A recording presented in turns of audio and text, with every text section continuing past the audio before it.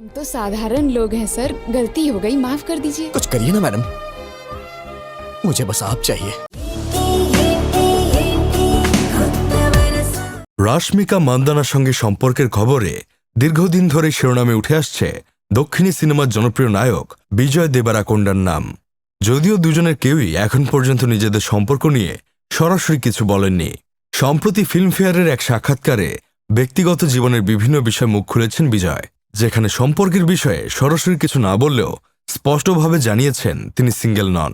সম্প্রতি মুম্বাইয়ে এক সিনেমার প্রচারে অংশ নিয়েছিলেন বিজয়।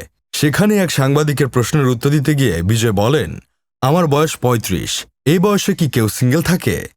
এরপরই হঠাৎ বিজয় বলে ওঠেন, আমি ডেটিংয়ে বিশ্বাসী নই, আমার কাছে কোনো সম্পর্ক এগোনো মানে বন্ধুত্ব করা, এই বন্ধুত্ব পুরনো হলেই আমি ভবিষ্যৎটা ভাবতে পারি। এত কিছু বললেও বিজয় কিন্তু গোপন রেখেছেন তার প্রেমিকার নাম। তবে বিজয়ের কথার মধ্যে ভক্তরা ঠিকই খুঁজে পেয়েছেন রাশমিকাকে, কেননা এই মুহূর্তে রাশমিকাই হলেন বিজয়ের সবচেয়ে কাছের বন্ধু। এর আগে দেওয়া সাক্ষাৎকারে রাশমিকাও বিজয়কে কাছের বন্ধু বলে উল্লেখ করেছিলেন। তিনি জানিয়েছেন, বিজয় এমন একজন যার সঙ্গে সব ব্যাপারেই পরামর্শ করেন তিনি। তবে সিঙ্গেল নন বিজয়ের এমন মন্তব্যের পর রাশমিকার বক্তব্য জানা যায়নি। রাশমিকা এখন প্রস্তুত হচ্ছে বহুল প্রতীক্ষিত পুষ্পা 2 সিনেমার প্রচারের। আগামী ৫ ডিসেম্বর ছবিটি বড় পর্দায় মুক্তি পাওয়ার কথা।